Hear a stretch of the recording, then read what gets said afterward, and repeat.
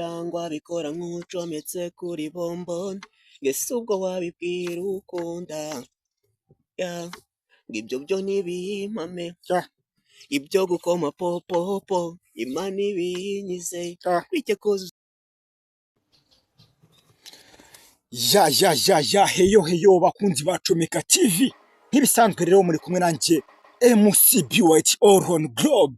Ubu narabatijwe, niyo mpamvu muri kumva All Globe, ntago nyiri Beauty gusa, kuko mubona ko nkora byinshi bitandukanye binyemerera kuba MC.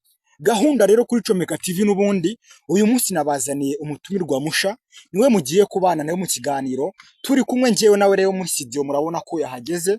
Gahunda no kuba kubita vibe za buri munsi. Mukanya rero araje abibwire, dore ko yabazaniye package y'ibintu byinshi bitandukanye. Wewe muhungu Yes, nakwakiriye mu kiganiro.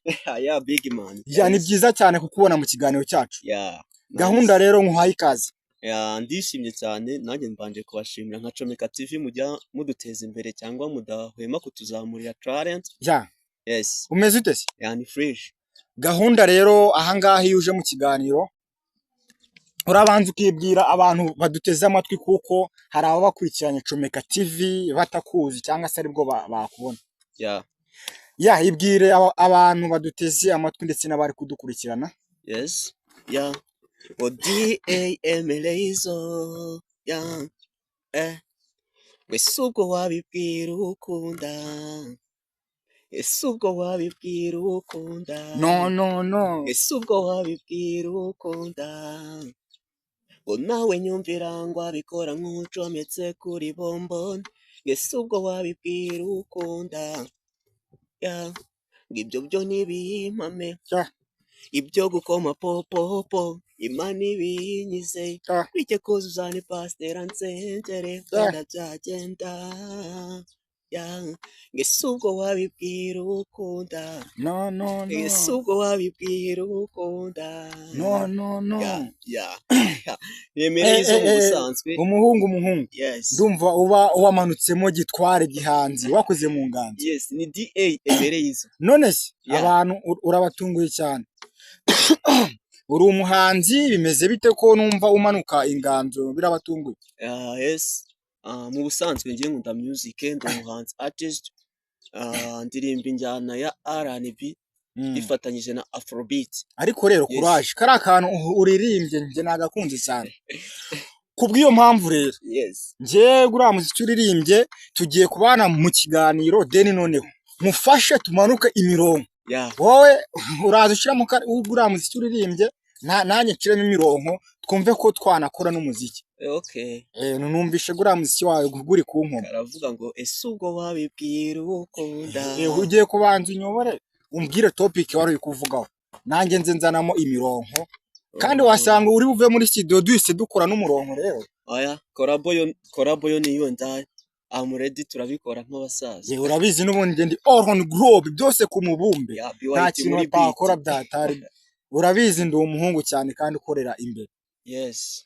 Ya gahunda rero ugiye gusubiramo kariya kantu uzanye bwa mbere, noneho deni nanjye nze nkubitamo imirongo twumve ko turabyaza ikintu cya danje. Arega ikiganiro cyabaye cya danje, tugiye guhita dukoramo n'indirimbo kweri. Twagiye zamura. Ubundi indirimbo ubutumwa, ubundi message irimo. Yes. Wowe uririmba ibintu by'ibishegu, ese ibyo bishegu wabibwira ukunda. Uzabwira umukunzi wawe ngo unama fresh. Yes. Ngo nkurura fresh, nyegera fresh, umubiri kundi fresh. Ibyo bintu wabibwira ukunda. Waba umutinyutse cyane, ariko nabyo birashoboka cyane. Wabubwira se ntiza nanjye numveho, njirira imbabazi mpuheho. Wabibwira ukunda.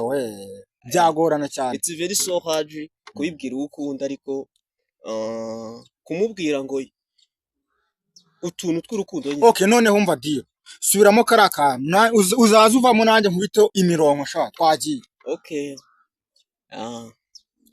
Ngo DAMLazo na MC Beauty. Ya ngese ubwo wabibwira ukunda, oya fata gahunda, ese ubwo wabibwira ukunda oya fata gahunda, ya ngo nawe nyumvira ngabikora nk'ucometse kuri bomboni ese ubwo wabibwira ukunda niba abahungu b'abanyarwanda bava mu bukode, niba abahungu b'abanyarwanda, emereye izoho ngo nawe nyumvira ngabikora nk'ucometse kuri bomboni ese ubwo wabibwira ukunda ese ubwo wabibwira ukunda oya fata gahunda, ese ubwo wabibwira ukunda fata gahunda tuje mu bidundo, ureka abawepo batubuza izo mapu, gahunda ni nyuma y'ibiganiro twize byinshi tudasize no gukanika, zana purasi dushireho mayinasi biratanga umusaruro, ntabwo bitugora na siporo twarazize, ubu nambaye switch mfite ubwanwa nkuraye mu gitanda, ese ubu yayabwira ukunda no ese ubwo wabibwira ukunda oya fata gahunda, nawe nyumvira ngo fata gahunda ese ubwo wabibwira ukunda oya fata gahunda, ibyo byo nibihimame ibyo gukoma popopo imana ibinyize icyo koze usane pasitera nsengirizwe na byagenda mu busanzwe ni pardon mu busanzwe ni passion ese ubwo wabibwira ukunda umva oya ni wa muhungu w'umunyarwanda uhorana gahunda mu gitanda nta byo gutinda, izindi ndoto abandi babikora bakunda bakora kunda, ngo jivu buriyo nagira uri kumwe n'abapampe, nta by'abakunzi iri joro ni wowe uri sinye sheke, kora ibintu ukundi gakunda nta byo gutinda, nta byo gutinda, ese ubwo wabibwira ukunda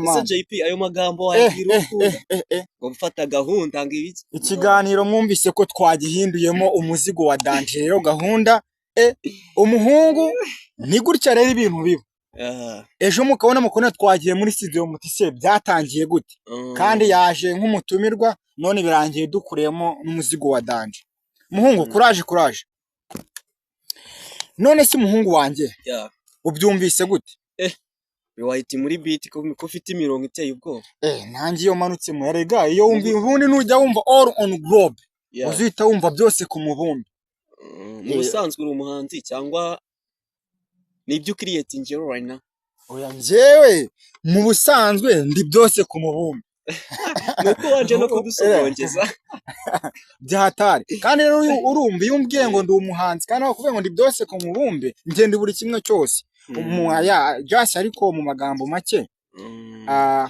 ibintu bijyanye na entertainment, ibintu bijyanye no guhanga mba ndiyo imbere cyane, ibintu bijyanye na showbiz entertainment, ibintu bijyanye no kuba MC itangazamakuru, aho hose mba ndi ubundi nta hantu ntabarizwa,